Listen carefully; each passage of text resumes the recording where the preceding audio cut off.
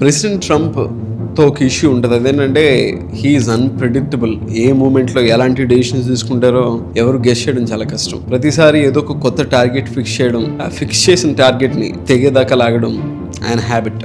ఈసారి ఏం లాగబోతున్నారంటే H1B visa హోల్డర్స్ని, అలాగే ఆ వీసాస్ని ఇష్యూ చేయడం కూడా యాజ్ ఆఫ్ నౌ అయితే హోల్డ్లో పెట్టారు, అది చేయట్లేదు. సో మీకు సింప్లిఫై చేసి చెప్పాలంటే పెద్దగా సాగదీయకుండా ఈ వీడియో క్లిప్స్ చూడండి ఒకసారి. So what is going on at America's top universities? Protests, encampments, anger and arrests at campuses across the country. Gaza is the catalyst. Israel is the target.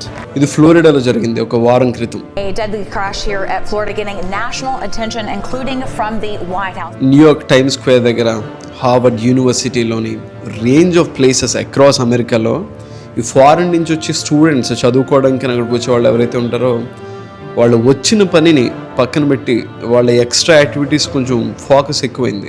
నేను చెప్పట్లేదు, visuals మీరు క్లియర్గా చూసారు. ఇక్కడ మనం అందరం గుర్తుపెట్టుకోవాల్సిన పాయింట్ ఏంటంటే Trump is a right wing politician, prime minister Modi లాగా. వీళ్ళు ఫారిన్ పాలసీ కానీ లేకపోతే బార్డర్స్ని సెక్యూర్ చేయడం కానీ చాలా హార్డ్ అండ్ హార్ష్గా ఉంటారు ఆ విషయాల్లో. సో ఇప్పుడు ట్రంప్ చేసేది కూడా ఇంచుమించు అంతే. బిల్డ్ ద వాల్ అని చెప్పి అక్రాస్ మెక్సికో అమెరికాకి ఉన్న బార్డర్లో ఒక వాల్ని బిల్డ్ చేయించారు. అటు ఇటు ఇల్లీగల్గా క్రాస్ చేస్తున్నారు, ఎక్కువ మంది యూఎస్లోకి వస్తున్నారని చెప్పి. అంటే వాళ్ళ పాలసీ మేకింగ్ ఎలా ఉంటుందో రైట్ వింగ్ పాలిటీషియన్స్ది ఇది ఎగ్జాంపుల్. అదైన తర్వాత ఐస్ అని చెప్పి హోమ్ల్యాండ్ సెక్యూరిటీ ఉంటుంది యూఎస్లో. వీళ్ళు చేసేది ఏంటంటే ఇల్లీగల్ ఇమిగ్రెంట్స్ని, అలాగే వీసా గడువు అయిపోయిన తర్వాత కూడా అక్కడ ఉండే వాళ్ళని, అలాగే ఏదైనా క్రిమినల్ యాక్టివిటీస్లో ఇన్వాల్వ్ అయినా, అంటే డీపోర్టేషన్, తిరిగి వాళ్ళు ఎక్కడి నుంచి వచ్చారో అక్కడికి పంపించడానికి ఈ బాడీ పనిచేస్తుంది. అండ్ ట్రంప్ రీసెంట్ టైమ్స్లో ఈ డిపార్ట్మెంట్కి ఇంకా అడిషనల్ స్ట్రెంగ్త్ యాడ్ చేస్తున్నారు. బడ్జెట్ అలొకేషన్స్ దగ్గర నుంచి రిక్రూట్మెంట్స్ వరకు. ఇంతవరకు నేను చెప్పిన దాన్ని బట్టి మీకు పిక్చర్ ఏంటో ఆల్రెడీ అర్థమై ఉంటుంది. ఇప్పుడు ఏదైనా తప్పు చేసి లేకపోతే వాళ్ళు ఖచ్చితంగా క్రిమినల్ యాక్టివిటీలో ఇన్వాల్వ్ అయినా లేకపోతే వేరే ఏదైనా మిస్టేక్ చేసినా వాళ్ళని డీపోర్ట్ చేయడంలో ఎలాంటి తప్పు లేదు. 100% దట్ ఈస్ యాక్సెప్టబుల్.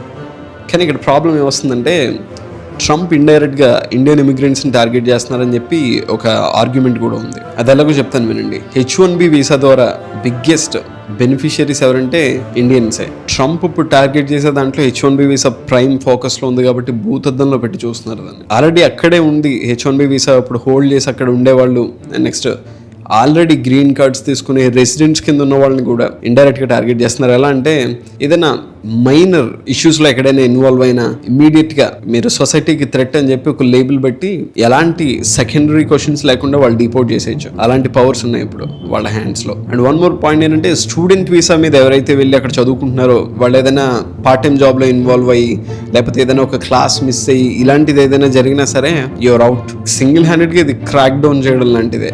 కాకపోతే ఇందులో చాలా మంది మంచోళ్ళు కూడా ఉంటారు. సో అక్కడక్కడ ఈడియాటిక్ పీపుల్ ఉంటారు, వాళ్ళకి పనిష్మెంట్ ఇవ్వడంలో తప్పలేదు. కానీ ఒక రైట్ వేలో చేసుకుంటూ వెళ్ళే వాళ్ళని కూడా టార్గెట్ చేయడం అనేది సరైన పద్ధతి కాదు.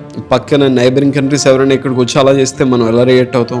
ఇదే ఎగ్జాంపుల్. అలాంటి రైట్ వింగ్ పొలిటీషియన్స్ ఇలాంటి డెసిషన్స్ ఎందుకు తీసుకుంటారంటే ఇలాంటి కార్యక్రమాలు చేస్తే ఖచ్చితంగా తీసుకుంటారు, తీసుకోకుండా అయితే ఉండరు. ఇక్కడ మీకు డౌట్ రావచ్చు, జస్ట్ ఆ వాళ్ళలా మన వాళ్ళు ప్రొటెస్ట్లు చేసి ఫ్లాగులు పట్టుకుని తిరగడాలు ఇలాంటివి చేయరు కదా అని చెప్పి. బట్ ఇక్కడ వాళ్ళ రాడర్లోకి మనం ఎందుకు వెళ్ళామంటే ఒక ఏడాదిలో వైట్ అమెరికన్ అయినా లేకపోతే నేటివ్ అక్కడ ఎక్కువ మెజారిటీ ఎవరైతే ఉంటారో వాళ్ళందరికంటే మన వాళ్ళదే హైయెస్ట్ ఇన్కమ్. అదైన తర్వాత సెకండరీ వచ్చి వైస్ ప్రెసిడెంట్ వెన్స్ వాళ్ళ wife parents, great grand parents వాళ్ళందరూ గుంటూరు దగ్గర, next Vizag, and next Kamala Harris former vice president, అలాగే మన ప్రెసిడెన్షియల్ క్యాండిడేట్ కూడా, ఆమె తమిళనాడు. సో అంటే ఇండియన్ ఇమిగ్రేషన్ బాగా జరుగుతుంది, వాళ్ళు బాగా బెనిఫిట్ అవుతున్నారు, అన్ని హయ్యర్ పొజిషన్స్లోని వాళ్ళకి ఒక ప్లేస్ అనేది క్రియేట్ చేసుకుంటున్నారని చెప్పి వాళ్ళ బాధ. ఫైనల్గా మ్యాటర్ అది.